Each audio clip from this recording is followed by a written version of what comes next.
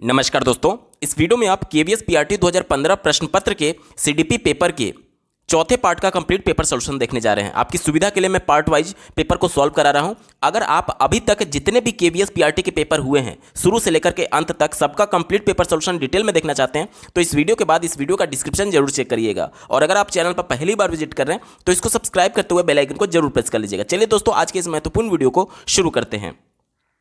पहला प्रश्न आप अपने स्क्रीन पर देख पा रहे होंगे, किसी पठन सामग्री को एक दौर में पढ़ना पढ़ाई के रूप में जाना जाता है। यानी कि कोई लेख है, कोई कंटेंट है, उसको एक ही बार में पढ़ना। देखिए कहा जा रहा है ना कि एक दौर में पढ़ना, यानी एक ही बार में पढ़ना, उसको क्या कहा जाएगा। ठीक है, चलिए यहां पर पहले विकल्प से शुरुआत करते हैं। बंटित। बंटित का मतलब होता है उसको बांटना, चंक्स, जैसे कि छोटे छोटे भागों में उसको बांटना। तो हमसे प्रश्न बोला गया कि एक ही दौर में पढ़ना है, तो बांटना तो होगा नहीं।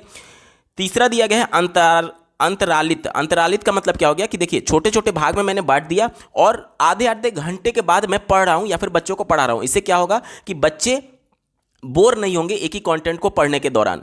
तो जब एक ही कंटेंट को कुछ भागों में बांट करके और एक निश्चित समय अंतराल के बाद उसको पढ़ाया जाता है तो उसे अंतरालित बोलते हैं। लेकिन यहां पर प्रश्न क्या बोला गया कि एक ही बार में पढ़ा जा रहा है, एक ही दौर में, तो यह भी उत्तर नहीं होगा। एक ही विकल्प केवल बचा ही समूहित इसका बिल्कुल सही जवाब हो जाएगा। यानी कि सभी जो चंक्स थे, सभी जो पार्ट्स थे, सबको समूहित करके एक ही बार में पढ़ने की कोशिश की जा रही है, एक दौर में पढ़ने की कोशिश की जा रही है, इसलिए समूहित इसका बिल्कुल सटीक जवाब हो जाएगा। बाकी विकल्प नंबर 4 इसका गलत उत्तर है। ठीक है, ऑप्शन नंबर बी सटीक उत्तर हो जाएगा। अगला प्रश्न पूछा गया था, पाठ्यचर्या निर्माण का कार्य माना जाता है। पाठ्यचर्या निर्माण यानी कि करिकुलम बनाने की बात की जा रही है। ये कैसा कार्य है, ये हमसे पूछा जा रहा है। पहला दिया गया है एक नेमी कार्य। नेमी का मतलब क्या होता है कि एक बाउंड्री सेट कर दिया जाता है पहले ही। जैसे कि अगर मैं बोलूं कि एक ढांचा पहले ही तैयार कर दिया गया उस सेंस में, तो ये विकल्प निगेटिव है। क्यों? क्योंकि जो करिकुलम तैयार किया जाता है वो ओपन एंडेड होता है। ओपन एंडेड का मतलब कि बिल्कुल माइंड ओपन करके उसको तैयार किया जाता है। उसके लिए पहले से हम बाउंड्री सेट नहीं करते हैं कि हाँ ये चीजें होनी चाहिए या नहीं होनी चाहिए। यानी कि एक दायरे में बांधने के सेंस में आप नेमी कार्य समझ सकते हैं। तो ये विकल्प निगेटिव हो गया, हमारा उत्तर नहीं होगा। ठीक है, दूसरा देखिए, एक विशेषज्ञता का कार्य नहीं है, तो यह भी विकल्प निगेटिव है। अगर विशेषज्ञता का कार्य नहीं होता तो फिर पाठ्यचर्या निर्माण का कार्य एनसीईआरटी को ना देकर के किसी भी छोटी मोटी संस्था को दे दिया जाता। लेकिन पढ़ाई के क्षेत्र में विशेषज्ञता एनसीईआरटी के पास है, इसीलिए एनसीएफ 2005 यानी करिकुलम तैयार करने का जिम्मेदारी एनसीईआरटी को ही दिया गया था। और अभी जो नया करिकुलम तैयार हो रहा है उसके लिए भी एनसीईआरटी को ही जिम्मेदारी दी गई है। राष्ट्रीय शिक्षा नीति 2020 में ये सभी बातें मेंशन की गई हैं। तो वहां पर एनसीईआरटी में विशेषज्ञ बैठे हुए हैं, इसीलिए तो उनको दिया जा रहा है, इसलिए विशेषज्ञता का कार्य है। और दूसरा विकल्प क्या कह रहा है कि यह विशेषज्ञता का कार्य नहीं था, तो यह विकल्प निगेटिव हो गया। चौथा देखिए, एक महत्वपूर्ण कार्य नहीं है, तो यह भी निगेटिव है। क्योंकि जो शिक्षक पढ़ाएंगे, शिक्षक क्या बोले जाते हैं, राष्ट्र के निर्माणकर्ता के तौर पर देखे जाते हैं। और राष्ट्र का निर्माणकर्ता किस पाठ्यक्रम के माध्यम से बच्चों को पढ़ाएगा वो तय करता है एनसीएफ। और एनसीएफ कौन बनाता है? एनसीईआरटी। यानी कि पाठ्यचर्या निर्माण जो है वो एक महत्वपूर्ण कार्य है, क्योंकि इसी के माध्यम से बच्चे पढ़ करके राष्ट्र का निर्माण करेंगे, भविष्य में जाकर के कहीं ना कहीं अपनी सहभागिता देंगे देश के निर्माण में। ठीक है, तो ये एक महत्वपूर्ण कार्य होता है। चौथा विकल्प निगेटिव हो गया। एक ही विकल्प बचा, एक अत्यधिक विशेषज्ञता वाला कार्य है। ऑप्शन नंबर सी यहां पर बिल्कुल सटीक जवाब हो जाएगा। अत्यधिक विशेषज्ञता वाला कार्य है कि आखिर बच्चों की मानसिक स्तर के अनुसार क्या क्या उनके पाठ्यचर्या में रखा जाए ताकि बच्चे का सर्वांगीण विकास हो सके। ये कैसे समझ में आएगा? जब अत्यधिक विशेषज्ञ लोग, एक्सपर्ट लोग इस करिकुलम को तैयार करेंगे। ठीक है, तो यही बोला जा रहा है कि एक अत्यधिक विशेषज्ञता वाला कार्य है। तो ऑप्शन नंबर सी यहां पर बिल्कुल सटीक उत्तर हो जाएगा। अगला प्रश्न पूछा गया था, विद्यार्थियों की प्रशंसा की जानी चाहिए। विद्यार्थियों की प्रशंसा कैसे की जानी चाहिए ये हमसे पूछा जा रहा है, ध्यान से समझिएगा। पहला विकल्प दिया गया है एकांत में, दूसरा दिया गया है अलग से, तीसरा दिया गया लोगों के बीच और चौथा दिया गया व्यक्तिगत रूप से। तो तीन विकल्प तो आप देख लीजिए, पहला, दूसरा और ये डी वाला, तीनों का तो एक ही मीनिंग निकल रहा है ना कि एकांत में, अलग से, व्यक्तिगत रूप से, ये तो तीनों एक ही मीनिंग है। तो अब आप अगर उत्तर नहीं भी पता है तो भी आप इसको ऐसे लगा सकते हैं। आप तीन उत्तर तो हम लोग टिक कर नहीं सकते क्योंकि तीनों का तो एक ही सेंस है, इसलिए हमारी मजबूरी हो गई कि तीन उत्तर टिक नहीं कर सकते। तो उससे अच्छा हम एक अलग वाले उत्तर को टिक कर दें कि जो सबके साथ लोगों के बीच में, बच्चों के बीच में प्रशंसा करने की बात कर रहा था, वो सही उत्तर हो जाएगा। ये तो हो गया कि अगर आपको उत्तर नहीं पता था तो किस प्रकार से आप ट्रिक के माध्यम से इसका उत्तर निकाल सकते थे। अब आते हैं इसके एक्सप्लेनेशन पर। कहा जा रहा है कि विद्यार्थियों की प्रशंसा कैसे की जानी चाहिए। आपने नैतिकता का सिद्धांत पढ़ा था लॉरेंस कोहलबर्ग का, उसमें एक चरण उन्होंने बताया था, अच्छा लड़का अच्छी लड़की, जिसमें अगर एक बच्चे की प्रशंसा की जाती है तो दूसरे लड़के या लड़कियां उसको देख करके ये समझेंगे कि उसकी प्रशंसा टीचर के द्वारा की जा रही है। यानी कि उसे अच्छा लड़का माना जा रहा है, और अगर हम वो काम करेंगे जो उस बच्चे ने किया जिसकी वजह से उसकी प्रशंसा हो रही थी, तो मेरी भी कक्षा में प्रशंसा होगी। यानी कि कहीं ना कहीं ये अच्छा लड़का अच्छी लड़की कॉन्सेप्ट से जुड़ा हुआ है, और इसके लिए जरूरी यह है कि टीचर कक्षा में सभी के सामने उसकी प्रशंसा करे, ताकि अन्य बच्चे भी उस नैतिक विकास सिद्धांत के अनुसार एक अच्छा लड़का बनने के लिए उसी प्रकार से मेहनत करे और अच्छा नंबर लेकर के आए। तो ये कौन सा विकल्प सही हो जाएगा? लोगों के बीच में जब प्रशंसा की जाएगी, यानी कि अन्य सभी बच्चों के बीच में जब प्रशंसा की जाएगी, तो अन्य बच्चे भी उस प्रकार से मेहनत करने के लिए प्रेरित होंगे। तो ऑप्शन नंबर सी इसका बिल्कुल सटीक उत्तर है, यही इसका सही जवाब हो जाएगा। उम्मीद करता हूं आपको बेहतर ढंग से समझ में आया होगा। अगला प्रश्न पूछा गया था, विद्यार्थियों की समूह सक्रियता से निपटने के क्रम में उनके बारे में निम्नलिखित में से कौन सा कथन सही है? समूह सक्रियता से निपटने के लिए हमसे पूछा जा रहा है, ठीक है। पहला दिया गया है, विद्यार्थी अपरिपक्व होते हैं। बिल्कुल सही बात है, ध्यान से समझिएगा। अपरिपक्व कहने का मतलब कि बच्चे जब करके सीखेंगे तो करने के हिसाब से जो उनको अनुभव प्राप्त हुआ, उस अनुभव के आधार पर बच्चे मैच्योर होते जाते हैं। यानी कि स्टार्टिंग से बच्चे मैच्योर नहीं होते हैं, बल्कि जो जो अनुभव वो प्राप्त करेंगे उस अनुभव से को आधार बना करके उनके अंदर जो मैच्योरिटी आती है उससे वो परिपक्व होते हैं। तो ये बात तो बिल्कुल सही है, विद्यार्थी अपरिपक्व होते हैं, तो ये उत्तर होगा। दूसरा देखिए, विद्यार्थी अच्छे या बुरे में अंतर कर पाने में अक्षम होते हैं। यह भी कहीं ना कहीं सही है। कैसे? ध्यान से समझिएगा। प्राइमरी स्तर के, जैसे आप जब पेपर प्राइमरी स्तर का सॉल्व कर रहे हैं, केवीएस पीआरटी का सॉल्व कर रहे हैं, तो आपको बच्चों के मानसिक स्टेज को ध्यान में रखना होगा कि बच्चे जो प्राइमरी स्तर के हैं, जब बच्चा कक्षा 1 में जाता है, 2 में होता है, तो उस समय वो अपना अच्छा या बुरा नहीं समझ रहा होता है। क्यों? क्योंकि उसे मार्केट में जैसे विद्यालय से निकला तो कुछ तेल वाली चीज़, ऑयली चीज़ वहाँ पर फूड बिक रही है जो कि उसकी सेहत के लिए अच्छा नहीं है, लेकिन वो बच्चा नहीं समझ रहा कि मेरे सेहत के लिए अच्छा है या नहीं। वो जिद करने लगता है कि नहीं मुझे खाना ही है, यानी कि वो अपना अच्छा और बुरा अंतर नहीं कर पाता है। तो ये भी बात बिल्कुल सही है। तीसरा देखिए, विद्यार्थी अधीर और संवेदनशील होते हैं। ये भी बात सही है। जैसे कि आप देखेंगे कि उनके जो हम उम्र के बालक होते हैं, तो आपको अगर एक टॉफ़ी हुआ तो आपको नहीं देगा बच्चा, लेकिन उस बच्चे को कहीं ना कहीं अगर उसके हम उम्र बच्चा है तो उसको एक टॉफ़ी दे देता है। यानी कि कहीं ना कहीं बच्चा संवेदनशील है कि हाँ मुझे भी उस बच्चे को टॉफ़ी देना चाहिए। तो ये भी कहीं ना कहीं बिल्कुल पॉजिटिव हो जाएगा। अब 3 विकल्प सही हुए तो हम 3 तो टिक कर नहीं सकते, इसलिए तीनों को काटिए और ऑप्शन नंबर 4 उपयुक्त सभी इसका बिल्कुल सटीक उत्तर हो जाएगा।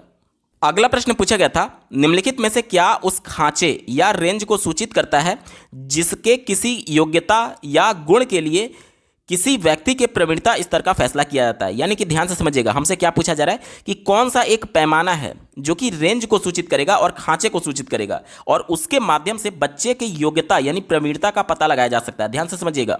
अगर मैं आपसे बोलूं, पहला विकल्प दिया गया है ग्रेड। ग्रेड में क्या होता है? जैसे कि 91 से लेकर के 100 अंक के बीच में कोई बच्चा पाया हुआ है तो उसको A+ ग्रेड दिया गया, मान लीजिए। और इसी प्रकार से मान लीजिए कि 81 से लेकर के 90 के बीच में अगर नंबर पाया तो उसको A ग्रेड दिया गया। इसी प्रकार से मान लीजिए कि 71 से लेकर के और उसके बाद से 80 के बीच में नंबर पाया तो उसको B+ ग्रेड दिया गया। इसी प्रकार से ग्रेडिंग सिस्टम है। तो अब बच्चा कितना योग्य है, बच्चा कितना प्रवीण है उस एक तरीके से सब्जेक्ट में, उसकी प्रवीणता का जांच इस ग्रेड से तो पता चल पा रहा है ना कि हाँ बच्चा किस रेंज में है और वो कितना सीखा है, क्योंकि इस नंबर से हम लोग मूल्यांकन कर पाएंगे कि बच्चा लगभग कितना सीखा होगा। ठीक है, तो ये बात तो बिल्कुल सही है। ग्रेड के माध्यम से उसका मूल्यांकन किया जा सकता है कि बच्चा कितना प्रवीण है। इसके बाद से अंक की बात की गई है। अंक भी बिल्कुल सही है। कैसे? ध्यान से समझिएगा। अगर मान लीजिए बच्चा 30 नंबर पाया और क्वालिफाइंग मार्क्स 33 नंबर है, तो क्या वो बच्चा प्रवीण माना जाएगा? नहीं माना जाएगा। अंक के आधार पर भी हम उसकी प्रवीणता तय कर पा रहे हैं। और अगर मान लीजिए 33 नंबर क्वालिफाइंग था और अगर बच्चा एक तरीके से 50 नंबर पाया तो आप उसको प्रवीण बोल सकते हैं। तो ये भी बात बिल्कुल सही है, यानी कि अंक के आधार पर भी हम प्रवीणता स्तर का फैसला कर सकते हैं। तो इसका दोनों विकल्प सही है, इसलिए ऑप्शन सी देखिए, ए और बी दोनों इसका बिल्कुल सटीक उत्तर हो जाएगा। अगला प्रश्न पूछा गया था, स्कूल पुस्तकालय डैश का एक शैक्षणिक तंत्र है। देखिए, जब कुछ भी आपको प्रश्न में ना समझ में आए तो आप एक बार विकल्पों पर ध्यान दीजिएगा। विकल्प ही आपको चेक कर बताएंगे कि मैं उत्तर यहां हूं और यहां पर आराम से बैठा हूं, मुझे चुन लीजिए। देखिए, पहला विकल्प देखिए, अल्प मूल्य। अल्प का मतलब होता है कम, यानी कम मूल्य का। थोड़े महत्व, थोड़े का मतलब भी कम होता है। और ज्यादा मूल्य नहीं, यानी ये भी कम महत्व। 3 विकल्प तो एक तरीके के हैं ना, 3 विकल्प एक तरीके के हैं। अब तीनों विकल्प तो हम लोग टिक कर नहीं सकते, इसलिए हमारी मजबूरी हो गई कि हम आंख बंद करेंगे कि चौथा विकल्प टिक कर देंगे। ये हो गया। केवल विकल्पों को देख करके आप उत्तर निकाल पा रहे हैं कि विचारणीय मूल्य, यानी कि वहां पर पुस्तकालय में जाकर के बच्चा कहीं ना कहीं पुस्तकों को पढ़ेगा और उससे उसमें क्रिटिकल थिंकिंग आएगी, ये बात बोली जा रही है। और बाकी के जो विकल्प थे, पहला देखिए अल्प मूल्य यानी बिल्कुल कम मूल्य की बात की जा रही है, थोड़े महत्व और ज़्यादा मूल्य नहीं, तो ये तीनों तो एक ही तरीके के थे ना, तो हम कैसे तीनों में से किसी एक को चुनेंगे? जब तीनों एक ही तरीके के तो तीनों तो चुनेंगे नहीं, इसलिए ये तीनों गलत हो गए। और ऑप्शन नंबर 4 विचारणीय मूल्य इसका बिल्कुल सटीक उत्तर हो जाएगा। उम्मीद करता हूं आपको समझ में आया होगा। अगला प्रश्न पूछा गया था, अनुसंधान से पता चलता है कि हमारी पढ़ाई का डैश हिस्सा दृश्य और श्रव्य अंगों के माध्यम से ग्रहण किया जाता है। यानी कि कहा जा रहा है कि अनुसंधान यानी कि रिसर्च से ये पता चला है कि हमारे जो दृश्य और श्रवण अंग हैं, जैसे कि आँख और कान, उसके माध्यम से पढ़ाई का कितना हिस्सा ग्रहण किया जाता है। तो देखिए, आँखों के माध्यम से ही हम लोग कोई इन्फॉर्मेशन को देखते हैं और कानों के माध्यम से ही कोई इन्फॉर्मेशन को सुनते हैं। तो जो भी इंफॉर्मेशन होता है उसका 90% 95% हम लोग क्या करते हैं, देख करके और सुन करके रिसीव करते हैं, ग्रहण करते हैं। तो ये रिसर्च के अनुसार ऑप्शन नंबर डी इसका बिल्कुल सटीक उत्तर हो जाएगा। ठीक है, चलिए अगला प्रश्न पूछा गया था, अनुसंधान से पता चलता है कि डैश सीखने की प्रक्रिया में एक प्रबल चर है, संभवतः योग्यता से भी ज्यादा महत्वपूर्ण चर। चर क्या होता है पहले इसको समझिए। चर वो देखिए, एक चर होता है, एक अचर होता है। चर का मतलब जो वेरिएबल हो, जो लगातार बदलता रहे, और अचर का मतलब जो कांस्टेंट हो, जिसका मान ना बदले। जैसे कि अगर मैं बोलूं कि यहां पर 3 लिखा हुआ है, तो क्या 2 दिन बाद इस 3 का मान बढ़ करके 4 हो जाएगा या फिर घट करके 2 हो जाएगा? नहीं घटेगा। ये फिक्स है कि ये 3 है तो 3 ही रहेगा, चाहे आप कितने साल बाद भी इसको देखेंगे। तो इसे हम लोग कांस्टेंट बोलेंगे, अचर बोलेंगे। लेकिन अगर मैं आपसे बोलूं कि यक्स, तो यक्स की वैल्यू कुछ भी हो सकती है, यक्स की वैल्यू कुछ भी हो सकती है। तो यक्स यहां पर चर के तौर पर देखा जाएगा। ठीक है, चलिए हमसे यही पूछा गया था कि अनुसंधान से पता चलता है कि डैश सीखने की प्रक्रिया में एक प्रबल चर है, यानी कि जिसका वैल्यू बदलता रहे, संभवतः योग्यता से भी ज्यादा महत्वपूर्ण चर। तो अब कौन सा है? पहला देखिए, निरुत्साहन यानी कि किसी को डीमोटिवेट करना। तो ये तो निगेटिव हो गया ना, आपको केवल ये देखना है कि कौन सा विकल्प पॉजिटिव है। तो डीमोटिवेट करना किसी को, ये तो साफ शब्दों में लग रहा है कि ये निगेटिव है। अनभिज्ञता, अनभिज्ञता भी निगेटिव है, यानी कि किसी के बारे में ना जानना, उस सेंस में कहा जा रहा है। जैसे बोला जाता है ना कि मैं अनभिज्ञ हूं, यानी कि मैं उसके बारे में नहीं जानता हूं।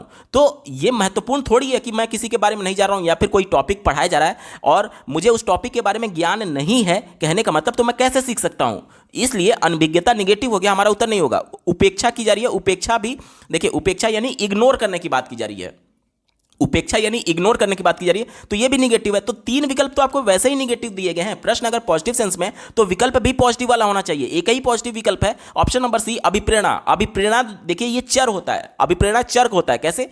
आप कई बार क्या होता है कि अपने जीवन को लेकर के कंपटीशन आप बीट कर रहे हैं, लगातार परीक्षाएं दे रहे हैं, लेकिन एक तरीके से कहीं चयन नहीं हो पा रहा है या फिर वैकेंसीज नहीं आ पा रही हैं शिक्षक भर्ती से रिलेटेड, तो आप कई बार क्या होता है कि डीमोटिवेट होने लगते हैं। उसके बाद से अचानक से कोई नोटिफिकेशन आया केवीएस पीआरटी का या फिर सुपर टेट की परीक्षा का, तो आप थोड़ा सा इंटरनली मोटिवेटेड होते कि हाँ, अब मुझे इस परीक्षा में पास होकर के अपना चयन सुनिश्चित कर लेना है। तो ये जो मोटिवेशन है, अभिप्रेरणा जो है, वो कहीं ना कहीं वेरिएबल है, वो लगातार बढ़ रहा है और घट रहा है परिस्थिति के हिसाब से, इसीलिए इसे चर बोला गया था। ठीक है, और यहां पर यही एक पॉजिटिव है, और यहां पर देखिए अभिप्रेरणा ही इसका बिल्कुल सटीक उत्तर हो जाएगा। अगला प्रश्न पूछा गया था, वर्ग कक्षा के माहौल यानी कि परिवेश इन्वायरमेंट में एक सकारात्मक पढ़ाई वातावरण स्थापित और मजबूत करने के शिक्षक के अधिकार को निश्चयात्मक अनुशासन, ध्यान से समझिएगा, कहा यह जा रहा है कि सकारात्मक तौर पर पढ़ाई करानी है और वातावरण को एक तरीके से पॉजिटिव सेंस में लेकर के टीचर जाना चाहता है। तो इस अनुशासन को क्या करना चाहिए? तो जाहिर सी बात है, जब पॉजिटिव इन्वायरमेंट रखा जा रहा है तो उसको बढ़ावा देना चाहिए।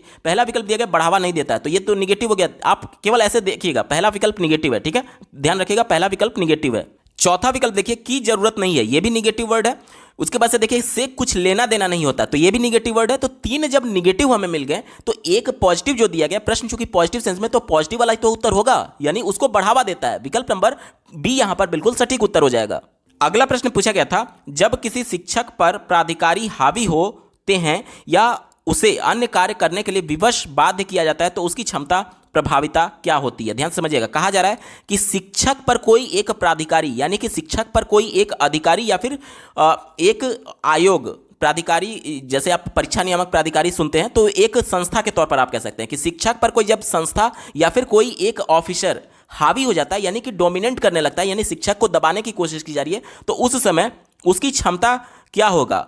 तो जाहिर सी बात है, जब भी किसी को प्रेशर में रखा जाएगा, टीचर हो या फिर कोई भी व्यक्ति, तो उसकी क्षमता प्रभावित होती है निगेटिव तौर पर। ठीक है, तो यानी कि हमारा उत्तर क्या होगा? निगेटिव वाला होगा। चलिए देखते हैं। पहला विकल्प दिया गया है, यहां कोई नहीं होना चाहिए, कई होना चाहिए, कई गुना बढ़ती है। तो ये तो पॉजिटिव सेंस में है ना, विकल्प हमारा नहीं हो सकता, क्योंकि हमें निगेटिव वाला ढूंढना है। क्योंकि जब किसी पर प्रेशर डाला जाएगा तो उसका जो परफॉर्मेंस है वो प्रभावित होगा निगेटिव तौर पर। तो पहला तो बढ़ने की बात कर रहा था, उसकी परफॉर्मेंस बढ़ जाएगी, तो ये तो निगेटिव हो गया, मतलब कि है पॉजिटिव, लेकिन विकल्प हमसे निगेटिव वाला पूछा गया, तो निगेटिव वाला हमें ढूंढना है। ठीक है, तीसरा देखिए, अंशतः बढ़ती है, ये भी पॉजिटिव है, तो ये भी उत्तर नहीं हो सकता। अप्रभावित रहती है, तो कुछ ना कुछ तो प्रभाव पड़ेगा। अब ऐसा थोड़ी कि न्यूट्रल रहेगा, तो ये भी विकल्प नहीं हो सकता। एक ही विकल्प बचा जो कि निगेटिव है, देखिए घटती है। प्रश्न हमसे यह पूछा गया था कि किसी को जब प्रेशर में रखा जाएगा, टीचर को किसी इंस्टीट्यूशन के माध्यम से या फिर किसी ऑफिसर के माध्यम से, तो उसका परफॉर्मेंस क्या होगा? जाहिर सी बात है, उसका परफॉर्मेंस घट जाएगा, दबाव में वो टीचर रहेगा, इसलिए उसका परफॉर्मेंस घट जाता है। ऑप्शन नंबर बी यहां पर बिल्कुल सटीक उत्तर हो जाएगा। दोस्तों, केवीएस पीआरटी 2015 प्रश्न पत्र के सीडीपी पेपर के चौथे पार्ट का कंप्लीट पेपर सॉल्यूशन आपने देखा। आपको यह वीडियो कैसा लगा कमेंट के माध्यम से जरूर बताइएगा, क्योंकि आपका एक कमेंट मुझे मोटिवेट करेगा ऐसे ही महत्वपूर्ण वीडियो लाने के संदर्भ में। अगर आप अभी तक जितने भी केवीएस के पेपर हुए हैं उन सबका कंप्लीट पेपर सॉल्यूशन डिटेल में देखना चाहते हैं, तो इस वीडियो के बाद इस वीडियो का डिस्क्रिप्शन जरूर चेक करिएगा। और अगर आप चैनल पर पहली बार विजिट कर रहे हैं तो इसको सब्सक्राइब करते हुए बेल आइकन को जरूर प्रेस कर लीजिएगा। इस वीडियो को देखने के लिए आपका बहुत बहुत धन्यवाद। भगवान करे आपका दिन शुभ हो।